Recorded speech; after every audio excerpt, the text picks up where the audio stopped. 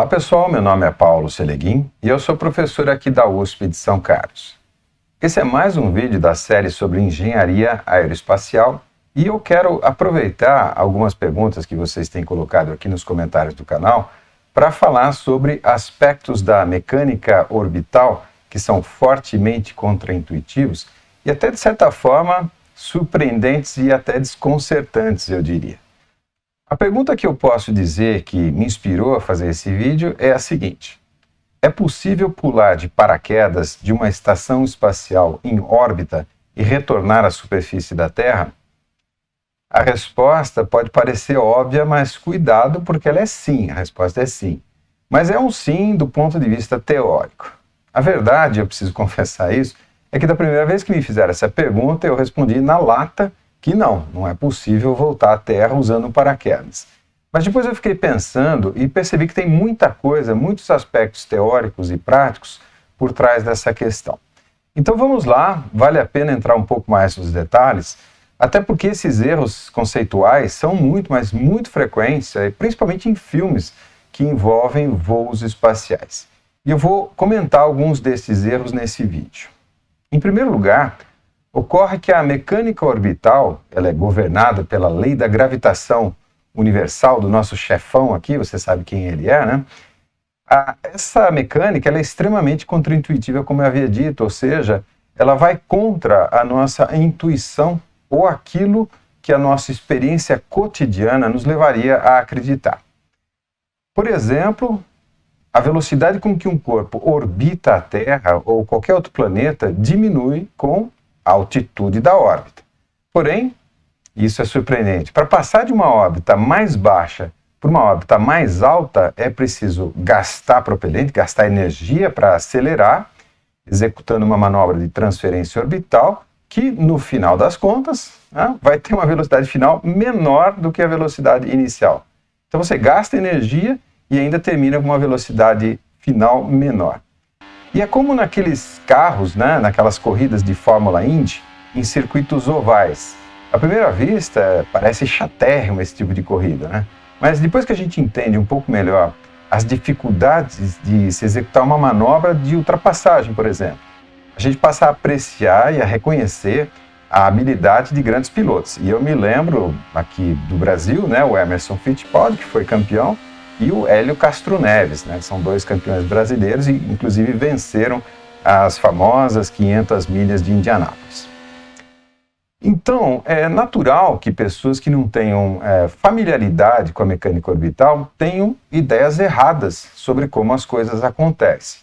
Isso se manifesta claramente e é muito comum em filmes de ficção científica, principalmente quando envolvem viagens interestelares, como é o caso da Star Trek 2009, que eu vou comentar aqui no vídeo. E essa confusão também está por trás de outras perguntas desconexas, aparentemente desconexas. Vejam essas aqui, por exemplo. O que acontece ao lançar uma bomba, na verdade um objeto, da ISS, a Estação Espacial Internacional, em direção à Terra? A outra pergunta tem a ver com a Star Trek, Aquele salto de paraquedas do Star Trek 2009 é possível? E essa é bastante interessante. É possível construir um elevador espacial para colocar objetos em órbita em torno da Terra? Isso daqui eu vou falar no finzinho do vídeo aqui do elevador espacial. Realmente parecem questões e coisas completamente sem nexo, mas é justamente o contrário. Nesse vídeo eu quero mostrar para você o que há de comum entre a trajetória de um objeto atirado da estação espacial, seja uma bomba ou um paraquedas, o problema da furadeira espacial do Star Trek 2009 e a construção de um elevador que possa levar a gente até o espaço. Então eu vou começar pelo começo, como a gente diz aqui na região, e a questão sobre o salto espacial realizado ali pela turma do Kirk. E aproveitando o frete, como a gente também diz aqui, eu vou explicar o que acontece naquele filme Gravidade. Se não me engano, é com a Sandra Bullock e o George Clooney. E eu não sei se você assistiu, mas a dúvida tem a ver com aquela chuva de destroços e lixo espacial que volta periodicamente atingindo ali o ônibus espacial, a ISS, e não sobra nada para contar a história. Vamos lá então. Começando pela Star Trek 2009, sem dar spoiler, é claro, O que acontece é o seguinte, eu preciso explicar, na verdade, a cena do salto espacial. Os Romulanos, comandados ali pelo Hulk 1, depois vocês vão entender por que eu estou dizendo essa história aqui de Hulk 1, eles querem se vingar do Spock. Então, eles vão com a sua espaçonave gigante, a Narada, ao planeta Vulcano e usam uma espécie de furadeira espacial para cavar um poço até o centro do planeta. Eles, então, jogam uma espécie de gosma vermelha para criar um buraco negro vermelho e assim destruir completamente o planeta e acabar com a civilização dos vulcanos, incluindo a mãe do Spock que estava ali, né, olhando a paisagem. Mas o Capitão Kirk descobre esse plano maligno e quando ele chega na Enterprise em Vulcano, enquanto o Hulk está distraído, o pessoal fica distraindo ali o Hulk, o Kirk salta de paraquedas com o Sulu e mais um figurante. E aliás, regra geral, né? Sempre que tem um figurante na cena, é ele que acaba se dando mal, vocês vão ver isso daqui a pouco. Mas a ideia é saltar de paraquedas e explodir a furadeira espacial e salvar a mãe do Spock, né? E o planeta Vulcano. Bom, eu preciso dizer também que eu adoro esse filme e vários filmes dessa linha, mas a verdade é que eu fiquei pensando nessa cena e realmente ela tem vários aspectos que faria o pobre Newton, nosso chefão ali de alguns slides atrás, a dar 3 voltas no caixão. Aliás, o Gravidade também tem várias, digamos, imprecisões, mas como são grandes filmes, a gente pode dizer que são licenças poéticas. Vamos dar esse benefício para eles. Vamos ver agora como a cena do salto foi filmada e depois eu volto. Eu prometo que eu fico quieto.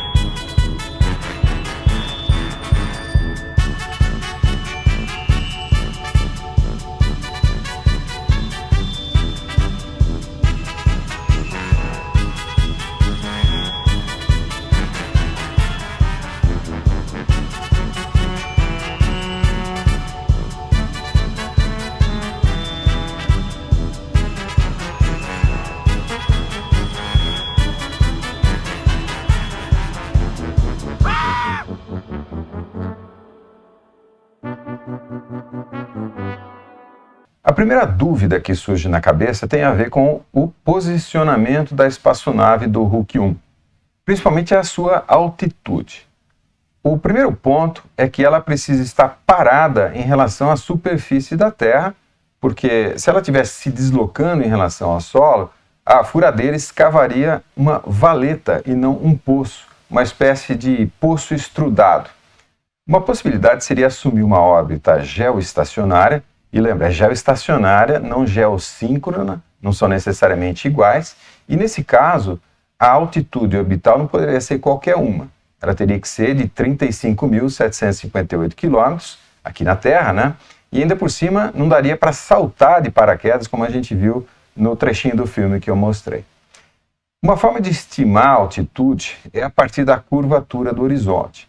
Isso a gente pode fazer com grande precisão exata, né? Usando fórmulas da geometria esférica. Mas aqui eu vou optar por uma opção, assim, um caminho mais cocoricó.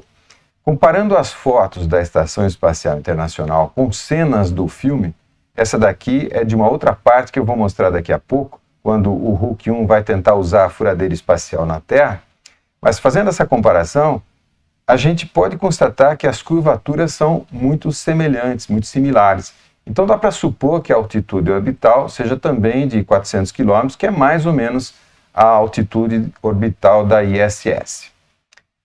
Ok, então determinada a altitude em que a espaçonave do Hulk 1 está orbitando a Terra, orbitando de forma geoestacionária, a questão agora é como isso é possível. Para entender melhor o porquê da dúvida, não a questão da altitude, mas agora como é possível ficar ali de forma geoestacionária a 400 km de altitude, vamos calcular a velocidade tangencial da espaçonave, já que a gente sabe que girando junto com a superfície da Terra, onde vai ser feito o furo, né, e jogada ali a gosma vermelha para fazer o buraco negro. Ou seja, a Narada e a Terra giram como se fosse um único corpo rígido, de maneira que a velocidade tangencial pode ser calculada pela fórmula V igual ômega R. A velocidade angular ômega é igual a 2π, ou seja, uma volta completa, dividido pelo tempo necessário, que é de 24 horas, vezes 3.600 segundos por hora. Isso aí vai dar em radianos por segundo. Mas não é exatamente isso, os números, né, que eu preciso usar. Porque existe uma diferença entre o que a gente chama de dia sideral e dia solar, mas eu não quero entrar no detalhe aqui nesse vídeo, e isso também não é relevante para os cálculos que a gente vai fazer. Então, fazendo essas contas todas, a gente obtém que a velocidade tangencial da Narada é de 0,49 km por segundo. Agora, vamos calcular a velocidade orbital da Narada, ou que a Narada deveria ter, para que a força de atração gravitacional se igualasse à força centrífuga que o Hulk 1 experimenta quando a espaçonave, né, executa um movimento circular em torno da Terra naqueles 400 km de altitude. Ou seja, vamos calcular a chamada velocidade orbital. Fazendo os cálculos com a fórmula adequada, a gente obtém que essa velocidade é igual a 7,7767 km por segundo. E vale a pena fazer um parêntese. Eu vou usar várias equações da mecânica orbital nesse vídeo, mas eu não quero ficar dando explicações detalhadas sobre elas. De qualquer forma, eu deixo as contas aqui nos slides, e caso você queira dar uma olhada em mais detalhes, eu sugiro que você assista o meu vídeo sobre mecânica orbital. E se você, por acaso, conferir as contas e encontrar algum erro, eu agradeço exponencialmente se você avisar aqui nos comentários, porque eu posso corrigir para os próximos que vão assistir o vídeo aqui. Mas voltando à questão da órbita geoestacionária, naqueles 400 km de altitude, a gente encontrou que a velocidade tangencial é menor, na verdade muito menor que a velocidade orbital.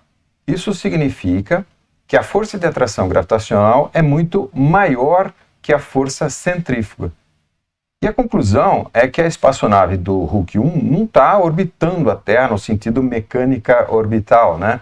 E para manter aquela posição fixa em relação ao solo e poder baixar a furadeira espacial, ela precisa gerar algum tipo de força de sustentação. Mas como é que isso poderia ser feito? Outra dúvida, né? Bom, obviamente, se fosse uma espaçonave real do nosso mundo real aqui, seria necessário acionar os motores e gastar propelente. No caso do filme, vamos dar uma licença poética, mais uma licença poética, lembrando que a própria Enterprise usa aqueles cristais de dilítio para gerar força propulsiva e também aquelas dobras espaciais que permite que ela se desloque a velocidades maiores que a velocidade da luz.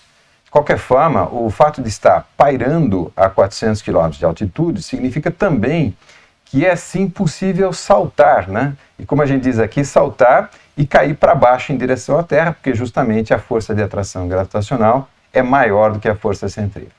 Vamos ver então, em mais detalhes, por que, agora sim, o principal problema em relação às equações da física e que vão aparecer agora durante o salto. Lembra, a Narada e o planeta que o Hulk quer implodir, seja a Terra ou o vulcano, giram juntos, como se fosse um único corpo rígido. Isso significa que o perfil de velocidades tangenciais obedece à equação V igual a ômega-r, que a gente já usou no slide anterior. Mas isso significa que a turma do Kirk, quando inicia o salto a 400 km de altitude, eles têm uma velocidade tangencial de 0,49 km por segundo. E esse é o ponto. Porém, a superfície do planeta tem uma velocidade menor, porque está numa distância menor do centro de rotação. E quando a gente faz os cálculos, essa velocidade é de 0,46 km por segundo. E um detalhe, para efeito aqui do raciocínio, eu estou desprezando a altitude da furadeira, porque, a julgar pelas imagens, não parece que seja suficientemente alta para fazer diferença. Mas seja como for, a conclusão óbvia é que quando o Kirk e os seus colegas ali saltam, eles têm um excesso de velocidade de 300 metros por segundo para a direita em relação à furadeira. E 300 metros por segundo é mais ou menos a velocidade de um avião a jato, um daqueles Boeings comerciais. Assim, a trajetória do salto, ela tem que se desviar para a direita, e a gente deveria vê-los, o Kirk e a turma deles, lá se afastando do cabo de sustentação da furadeira, na medida em que eles vão caindo para baixo. E para que o salto pudesse ser executado da forma como a gente viu no filme, os paraquedistas deviam ter algum tipo de sistema de propulsão pessoal, né, uma espécie de mochila jato, para diminuir a sua velocidade tangencial na medida em que eles vão caindo, né, e assim poder pousar na furadeira. Mas falando em furadeira, o mesmo problema aparece numa outra cena quando o Hulk-1 chega à Terra e dá a ordem de baixar, de lançar a furadeira. E só adiantando, esse processo de lançamento para baixo seria o processo usado na construção do elevador espacial. Ou seja, ele, o elevador, né, seria construído de cima para baixo. E se isso não for contraintuitivo, nada mais é, porque é como construir uma casa, começando pelo telhado, antes de construir as paredes de sustentação. Mas voltando aqui ao filme, à medida em que a furadeira vai descendo, ou caindo, né, porque, lembra, a órbita é geoestacionária, a 400 km de altitude e a força gravitacional é maior do que a força centrífuga. Mas na medida em que a furadeira vai baixando, vai caindo, é necessário alguma força lateral, né, que alguma força lateral esteja atuando para que ela se mantenha numa posição fixa em relação à superfície da Terra. E a gente não vê nada disso no filme. Inclusive, quando o Spock consegue cortar o cabo, ele atira ali no cabo de sustentação, a gente deveria ver, na medida em que o cabo se rompe, né, a furadeira caindo para a direita em relação ao Sol. Mas nada. Bom, mais uma licença poética. Mas vamos agora voltar àquelas questões que eu tinha colocado no início do vídeo, porque eu acredito que a gente agora está bem informado, bem instrumentado quanto a todos esses detalhes e efeitos ali relacionados à mecânica orbital. Uma questão, é possível pular de paraquedas de uma estação espacial?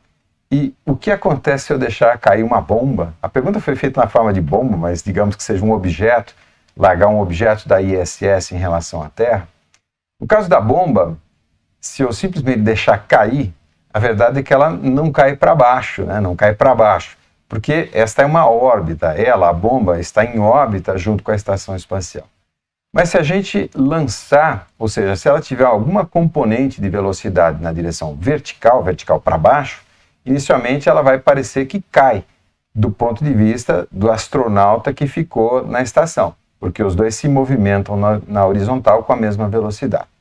Só que depois, dependendo dessa velocidade vertical, por incrível que pareça, a bomba pode voltar a subir e inclusive cair na cabeça do astronauta. Isso parece tão estranho que merece ser melhor explicado. Mas antes de entrar nessas explicações, vale a pena eu comentar um pouquinho a questão do paraquedas. Obviamente, se a velocidade vertical for nula, o paraquedista, assim como a bomba, né, simplesmente acompanha a estação espacial e nada acontece. Mas se ele pular ou se lançar para baixo com velocidade suficiente, eventualmente ele alcança o limite da atmosfera, que para efeitos práticos pode ser considerado como sendo a linha de Kármán, a 100 km de altitude. Ocorre que a velocidade tangencial a 100 km de altitude é igual a 0,47, quando a gente faz as contas, né? 0,47 km por segundo, enquanto a velocidade horizontal do paraquedista é de 7,7, arredondando ali, né? Então, o que vocês acham que pode acontecer se ele abrir o paraquedas nessa velocidade relativa de 7,2 km por segundo? É isso mesmo, não há paraquedas que aguente o tranco e também as temperaturas geradas pela fricção, mas principalmente pela compressão dos gases ali por causa do movimento de queda. Mesmo aqueles sistemas estagiados com vários paraquedas, os menores abrindo antes, né, os paraquedas de início de frenagem e os maiores abrindo só no final, quando toda a energia potencial e cinética já foi dissipada, também não aguentariam, e também isso implicaria em toneladas e toneladas de paraquedas para fazer essa dissipação de energia. E um parênteses, é exatamente por isso que o pessoal estuda, né, esse retorno de foguetes e cápsulas e boosters, não usando paraquedas, mas o chamado pouso retropropelido, né? Isso eu vou comentar em algum outro vídeo aqui que eu vou fazer aqui no canal, ainda não fiz, tá aí uma promessa. Mas eu não sei se está dando para perceber, né, essa história que eu contei do paraquedas, voltar de uma órbita para a superfície da Terra é quase que tão complicado quanto o próprio lançamento orbital e também envolve quantidades gigantescas de energia. Então, do ponto de vista, digamos, da física do processo, a gente precisa olhar com mais profundidade tudo o que está acontecendo para engenheirar soluções práticas ou simplesmente para entender melhor como quem está desenvolvendo essas soluções, como é o caso da Starship, da SpaceX, né, por que eles estão fazendo da forma como eles estão fazendo. No caso aqui, por exemplo, sem usar paraquedas, mas usar combustível para fazer o pouso.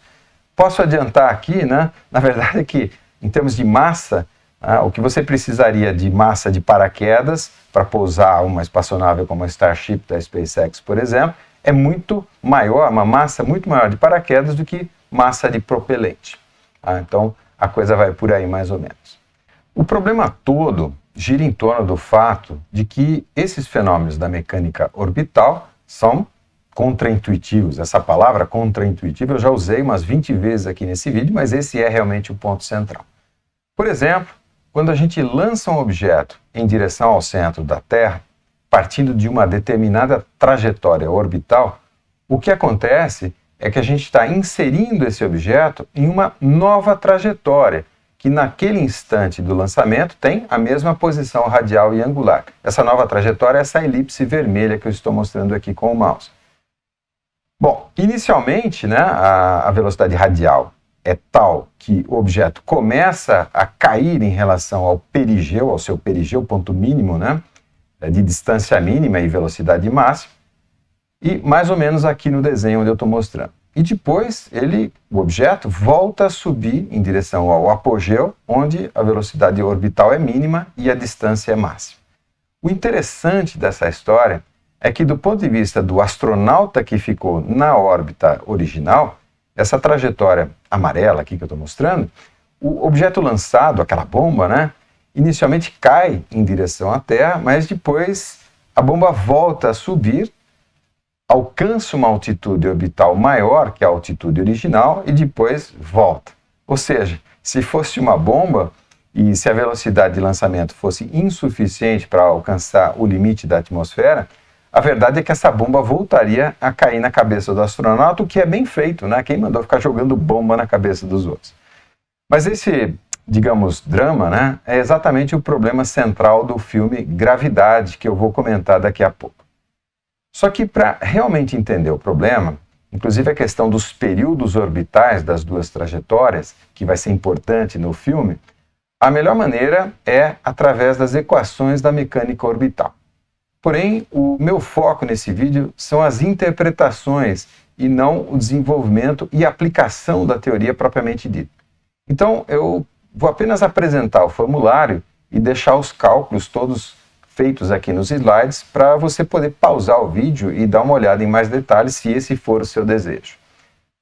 Bom, o movimento orbital de um corpo é descrito por uma elipse, mostrada aqui em azul.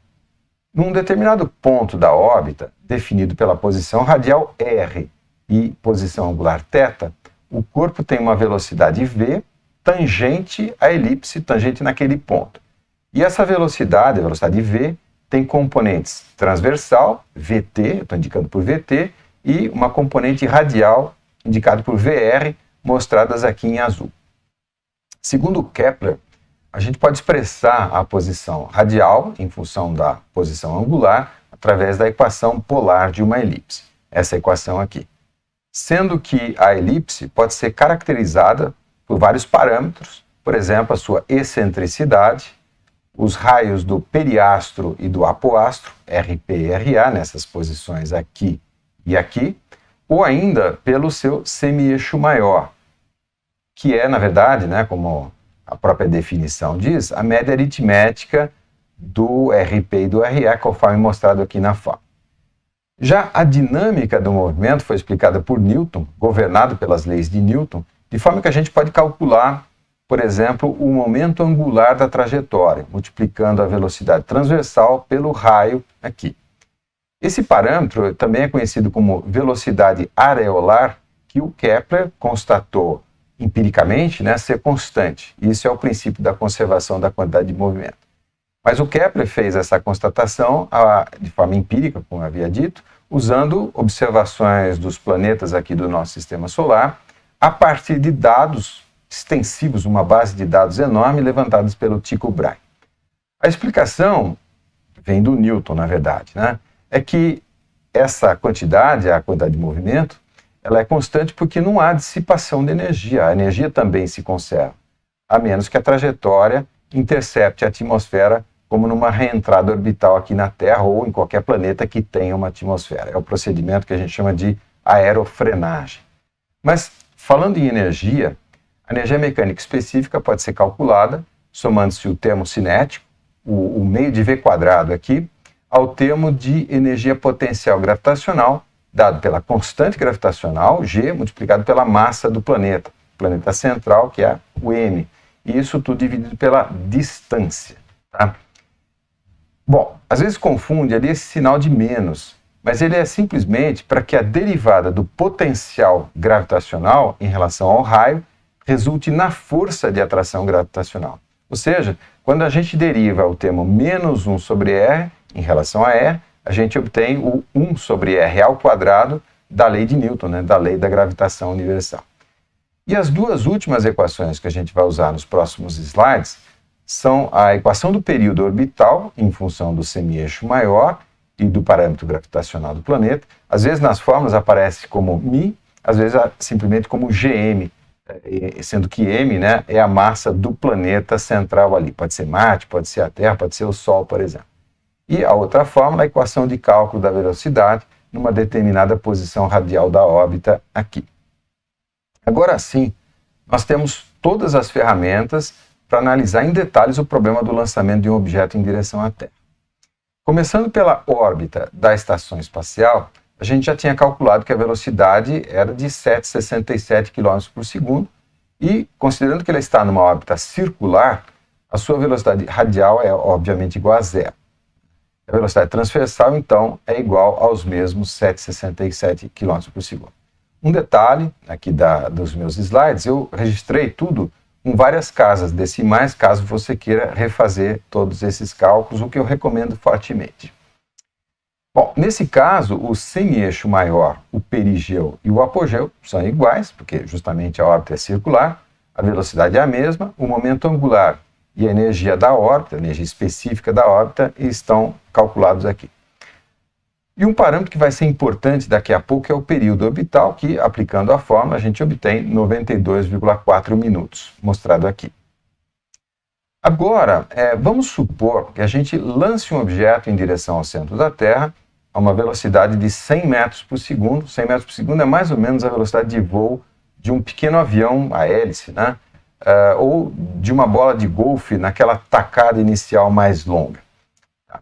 Bom, nesse caso, a velocidade transversal é a mesma, mas a velocidade radial é 0,1 km por segundo, aqueles 100 metros por segundo, razão pela qual a trajetória passa a ser essa elipse mostrada em vermelho aqui. A gente pode, então, refazer todos os cálculos, o momento angular, a energia mecânica específica, a excentricidade, perigeu, apogeu e o semieixo maior. O interessante é que o novo período orbital é praticamente o mesmo, 92,4 minutos contra os 92,1 minutos da trajetória original antes do lançamento.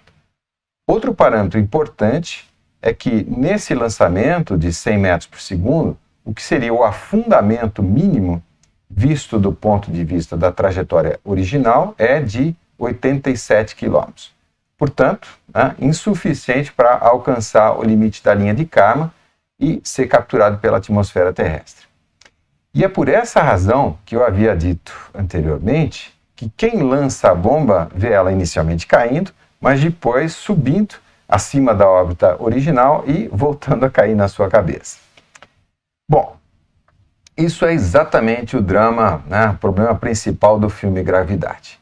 O que aconteceu foi o seguinte: a Sandra Bullock e o George Clooney, eles estavam ali consertando o telescópio Hubble, eles tinham ido ali com um ônibus espacial, quando houve um choque, com destroços gerados pela explosão de um outro satélite, se eu não me engano, um satélite russo lá que explodiu. Ou seja, lixo espacial vindo de uma órbita genérica. Esse choque gerou uma quantidade enorme de novos destroços que foram lançados em uma nova trajetória, a elipse vermelha mostrada aqui. E esse é o mesmo caso que eu acabei de mostrar para vocês no slide anterior, a analogia perfeita, né? A crise, então, é que os astronautas, se eles mal sobreviveram ao primeiro impacto, com aqueles poucos destroços, com certeza eles não sobreviveriam aos impactos seguintes, que voltariam a alcançá-los 92 minutos depois, porque o período é o mesmo. A única alternativa, no caso do filme ali, seria tentar alcançar a Estação Espacial Internacional, que por uma coincidência enorme, né, naquela hora, naquele exato momento, estava relativamente próximo. Se eu não me engano, no filme, eles dizem que ela estava a 1.500 quilômetros de distância, mas eu não sei dizer se é uma distância mínima, né, de linha reta, ou se é a distância sobre uma trajetória de transferência, que eles teriam que executar para chegar na estação espacial. Seja como for, alcançando a ISS, eles ainda deveriam usar uma das cápsulas de escape, ali, uma das Soyuz, para escapar dos destroços que acabariam alcançando a Estação Espacial Internacional por causa da emissão crescente e em cascata de novos destroços. Essa possibilidade, esse efeito em cascata, é conhecido como Síndrome de Kessler. Vale a pena vocês darem uma olhada caso se interessem, né? Mas a história continua, eu não quero dar spoiler, vou parar por aqui, eu só quero dizer uma coisa. Essa Sandra Bullock, realmente ela é muito azarada, né? Se vocês não assistiram o filme, eu acho que vale a pena, porque apesar de ter muita coisa inconsistente em termos físicos, né? Até o sentido da órbita está errado, mas, assim, digamos, a verdade é que essas cenas são fantásticas, O filme realmente é muito legal e o filme também é muito tenso, desse tipo, assim, tipo corrida contra o tempo, né? Então, eu acho que vale a pena assistir o filme, desde que a gente não se deseduque com vários desses problemas da física das coisas. Mas, voltando às equações, a gente viu que quando o lançamento é feito a 100 metros por segundo em direção à Terra, o perigeu da nova trajetória fica acima do limite da atmosfera. Consequentemente, não tem dissipação de energia. E esse objeto lançado, a bomba, né, permanece indefinidamente em órbita. Para tentar fazer a bomba cair na Terra, uma opção, né, isso é a nossa intuição, né, seria lançar com mais força, lançar com mais velocidade, de tal forma que o perigeu resultante seja inferior aos 6.471 quilômetros, e esse número ele é o seguinte, né, ele é o raio da Terra, 6.371, mais a altitude da linha de Kármán, os 100 quilômetros, né, da linha de Kármán. Mas há várias maneiras de fazer esse cálculo, e eu fiz aqui meio que por tentativa e erro, e eu confesso, porque eu já tinha programado todas as fórmulas numa planilha, então simplesmente fiquei chutando velocidades ali, até que o perigeu desce abaixo ali dos 6.471. Por exemplo, chutando uma velocidade radial de 350 metros por segundo, é importante ter ideia do quanto isso vale, né? Qual é o valor físico. Essa velocidade, 350 metros por segundo, é um pouco maior que a velocidade de voo de um Boeing ou de um Airbus, né? Esses aviões a jato comerciais aí. Mas nesse caso, 350 metros por segundo, o perigeu da trajetória resulta em 6.476 quilômetros, correspondendo a um afundamento de 295 quilômetros em relação à órbita circular inicial. Porém, é óbvio que para executar esse lançamento é necessário acelerar o objeto, e a única maneira de fazer isso no espaço é gastando propelente, gastando energia. Será então, essa é uma questão importante, né, que não tem uma maneira mais eficiente de fazer com que o objeto intercepte a atmosfera e retorne à Terra, gastando então uma quantidade mínima de propelente? Essa é a questão de ouro aqui. E nesse ponto, né, essa questão nos leva a um daqueles pontos muito contraintuitivos da mecânica orbital, que é o seguinte: para descer para baixo, não vale a pena, é menos eficiente acelerar para baixo. É mais eficiente, né, para descer para baixo, é mais eficiente acelerar na direção transversal, né? Outra contraintuitividade assim flagrante. Mas esse efeito é conhecido como manobra de Hohmann, e ele consiste em gastar ΔV, ou seja, propelente, nos pontos extremos da órbita, onde a velocidade radial é nula, ou seja, no perigeu e no apogeu. Logo, se a gente quer diminuir a altitude do perigeu, a forma mais eficiente é acionar os motores no apogeu no sentido retrógrado, ou seja, no sentido contrário ao movimento, para reduzir a velocidade.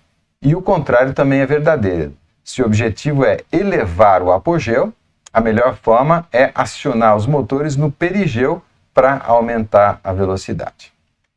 E, como eu já falei no início do vídeo, tudo isso é muito análogo, muito semelhante àquelas corridas de carro em circuito oval, em que essas forças centrífugas se equilibram com as forças normais devido à inclinação do piso da pista. É muito interessante ver, né, impressionante, por exemplo, ver 4 carros lado a lado numa curva a 400 km por hora, como se estivesse num trecho reto e ali um ultrapassando por outro. E ainda mais, no caso das corridas, tem um complicador adicional, que são os efeitos aerodinâmicos nos carros da frente sobre os carros de trás.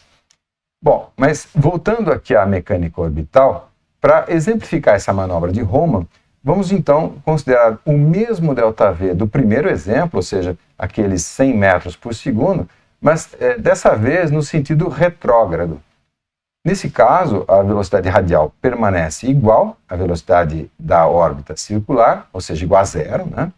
Enquanto a velocidade transversal é diminuída de 7,67 para 7,57 km por segundo. O apogeu da nova trajetória corresponde, obviamente, ao ponto de acionamento retrógrado dos motores, ou seja, quando o VR é igual a zero. E o perigeu vai então se localizar no lado oposto, a 180 graus. Eu deixei todos os cálculos prontos aqui, mas o interessante é notar que a altitude do perigeu é igual a 6.429 km, portanto, abaixo da linha de Kármán, a 6.471 km. Portanto, com um ΔV de apenas 0,1 km por segundo, 100 metros por segundo, mas aplicado no ponto certo e no sentido retrógrado, a gente conseguiu reduzir o perigeu em 341 km, contra os 295 do slide anterior, e é um custo muito menor, né? Porque no slide anterior a gente tinha gastado 0,35 km por segundo de ΔV, mas aplicado no sentido radial e não no sentido retrógrado. E, aliás, né, isso seria a nossa intuição. Se eu quiser ir para baixo, eu acelero para baixo, mas aqui com a mecânica orbital mostra, isso não é a forma mais eficiente de fazer a coisa. E para terminar esse vídeo, eu queria falar um pouco sobre outro aspecto surpreendente da mecânica orbital, que é essa ideia de construir um elevador espacial capaz de lançar objetos ao espaço sem a utilização de foguetes convencionais. Bom, essa possibilidade é uma possibilidade teórica, e talvez o primeiro a falar nisso tenha sido o Tsiolkovsky, da equação do foguete, a equação de Tsiolkovsky, que eu prefiro chamar de minha equação malvada favorita. Tem um vídeo especialmente falando dessa equação, a minha equação malvada favorita. Mas os elevadores espaciais também aparecem em vários livros de ficção científica. Talvez o mais conhecido, ganhou vários prêmios, seja o Fontes do Paraíso, do Arthur Clarke. Eu recomendo fortemente se você gostar dessas coisas. O princípio é relativamente simples e tem a ver com a situação da espaçonave do Hulk 1 e a sua furadeira, né, que serviu de motivação para as questões que eu tratei aqui nesse vídeo. Só que no caso do elevador, a ideia é colocar um contrapeso numa trajetória geoestacionária acima da órbita geoestacionária da Terra, ou seja, no caso da Terra, né, a altitude seria de 35.758 km. Nesse caso, ao contrário da espaçonave Narada, que precisava gerar força de sustentação usando ali os cristais de lítio, supostamente, né, a força de atração gravitacional, no caso ali do contrapeso, é menor do que a força centrífuga atuando sobre ele. Dessa forma, o peso do cabo do elevador poderia ser contrabalanceado pelo excesso de força centrífuga e não seria necessário, por exemplo, construir uma base super reforçada ali na superfície da Terra para sustentar todo o peso do cabo mais o peso do contrapeso, né? esse seria exatamente o caso de uma torre espacial, que também o Tsiolkovsky comenta bastante.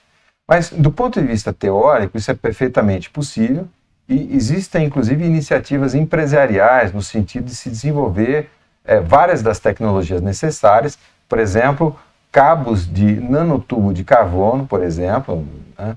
Isso é coisa que o pessoal está fazendo, além do desenvolvimento da logística da construção do elevador espacial. Isso é muito interessante.